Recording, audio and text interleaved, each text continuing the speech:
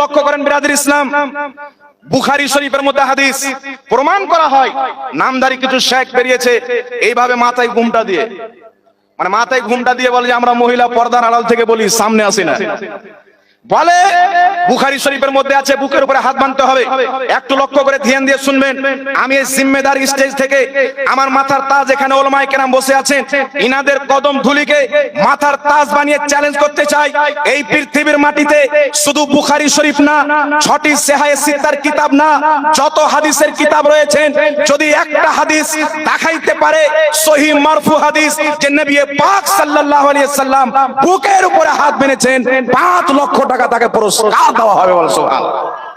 এটা আমার চ্যালেঞ্জ থাকলো। কিন্তু যে হাদিসকে সহিহ বলে, একটু লক্ষ্য করে শুনবেন বাবা, বলছে বুকের উপরে হাত বানার হাদিস বুখারীতে রয়েছে। দলিল কি? দলিল পেশ করা হয়, নবী পাক সাল্লাল্লাহু আলাইহি সাল্লাম ডান হাত বাম হাতে রেখেছেন। ডান হাত কোথায় রেখেছেন? ডান হাত বাম হাতে রেখেছেন। এখানে যে জেরা শব্দ রয়েছে, ইমাম ইবনে হাজার আসকালানী সহ একাধিক ইমাম বুঝিয়েছেন, এত দূর থেকে এত দূর কবজি পুরোকে বলা হয় জেরা। কি বলা হয়? কিন্তু বুকের উপরে হাত নিয়ে আসার জন্য বলে এই পুরোটাকে জেরা বলা হয়।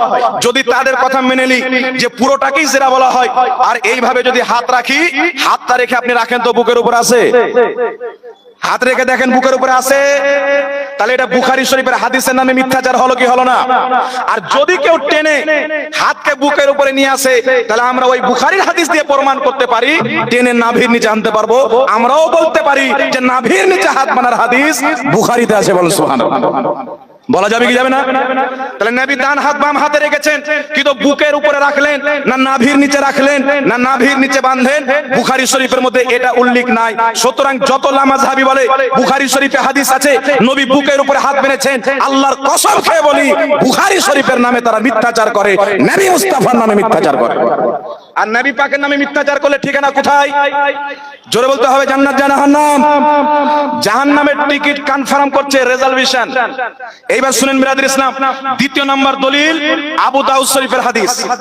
আবু দাউদ শরীফের হাদিস দলিল দেওয়া হয়। কোন হাদিসটি? তাউস রাহমাতুল্লাহ আলাইহি বলছেন রাসূল করিম সাল্লাল্লাহু আলাইহি সাল্লাম নামাজে বুকের উপরে হাত রেখেছেন, আলা সাদরিহি, বুকের উপরে। এখানে উলামায়ে কেরাম উপস্থিত আছেন।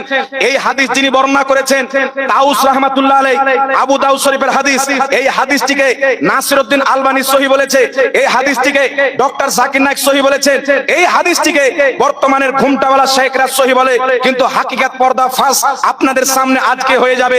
আলবানীও মিথ্যা বলেছে, জাকির নায়েকও মিথ্যা বলেছে। বর্তমানে যারা এই হাদিসকে সহিহ বলে তারা সবাই হচ্ছে হাদিসের নামে মিথ্যাচার করনেওয়ালা। একটু লক্ষ্য করে শুনেন, তাউস রাহমাতুল্লাহ আলাইহি বলছেন নবী বুকের উপরে হাত বেঁধেছেন। এই তাউস রাহমাতুল্লাহ আলাইহিকে ইমাম জালালউদ্দিন সিয়ুতী রাহমাতুল্লাহ আলাইহি নিজের কিতাব আল হাবিলিল ফাতাওয়ার মধ্যে লিখেছেন, তাউস রাহমাতুল্লাহ আলাইহি সাহাবী ছিলেন না, উনি বহুত বড় একজন তাবেঈ ছিলেন। আর তাবেঈ বলছেন নবী বুকের উপরে হাত বেঁধেছেন, মাঝখানে কোনো সাহাবীর নাম উল্লেখ নাই। তাউস রাহমাতুল্লাহ আলাইহি বলছেন নবী বুকের উপরে হাত বেঁধেছেন। উনি বলছেন না আমি হযরত আবু বকর থেকে শুনেছি, হযরত ওমর থেকে শুনেছি, হযরত আলী থেকে শুনেছি, বা তালহা বিন জুবাইর থেকে শুনেছি, বা অন্য সাহাবী থেকে শুনেছি। উনি ডাইরেক্ট সাহাবীর নাম না মিলিয়ে বলছেন নবী বুকের উপরে হাত বাঁধতেন। আর যদি কোনো তাবেঈ ডাইরেক্ট নবীর কথা বলেন, ওই হাদিসকে বলা হয় মুরসাল হাদিস। কি বলা হয়? জোরে বলতে হবে, মুরসাল হাদিস বলা হয়। এইবার চলে আসেন একই নাসিরউদ্দিন আলবানী মুসান্নাফে ইবনে আবি শাইবা প্রথম খণ্ডের একটি তাউস রাহমাতুল্লাহ আলাইহির মুরসাল হাদিসকে বলেছেন এই হাদিসটি মুরসাল হওয়ার কারণে যঈফ। একই আলবানী, একই বর্ণনাকারী তাউস রাহমাতুল্লাহ আলাইহি এক হাদিসকে এক জায়গাতে মুরসাল হওয়ার কারণে বলছে যঈফ, আর আবু দাউদ শরীফে এসে বলছে সহিহ, মানে বাপের ধর্ম বাঁচাতে হবে। কথা বুঝেছে বাবা? বাবার ধর্ম বাঁচাতে হবে। তাহলে আলবানীর তাহকিক অনুযায়ী মুরসাল হওয়ার কারণে হাদিসটি যঈফ। দ্বিতীয় নাম্বার চলে আসেন, এই হাদিসের মধ্যে একজন বর্ণনাকারী রয়েছেন, যেই বর্ণনাকারীর নাম হচ্ছেন সুলাইমান বিন মুসা। এই সুলাইমান বিন মুসার ব্যাপারে ইমাম বুখারী বলছেন তিনি মুনকারুল হাদিস, তিনার কাছে প্রচুর মুনকার হাদিস রয়েছেন। ইমাম সাহাবী নিজের কিতাবের মধ্যে বলেছেন তিনি মুনকার বর্ণনাকারী। ইমাম ইবনে হাজার আসকালানী নিজের কিতাবের মধ্যে বলেছেন তিনি হচ্ছেন দুর্বল বর্ণনাকারী। সুতরাং এই হাদিসটি মুরসাল হওয়ার কারণে যঈফ, যঈফ বর্ণনাকারী হওয়ার কারণে যঈফ, দুই দিক দিয়ে যঈফ। অর্থাৎ শুধু যঈফ না, যায়ফুন জিদ্দা, অতিরিক্ত যঈফ। বলুন সুবহানাল্লাহ। একবারে ডবল যঈফ। আর ডবল যঈফকে সহিহ বানিয়ে কত লোককে বোকা বানিয়েছে। এখানকার হাতকে ডাইরেক্ট এখানে নিয়ে এসেছে, কিন্তু মাযহাব চারটি, শাফি,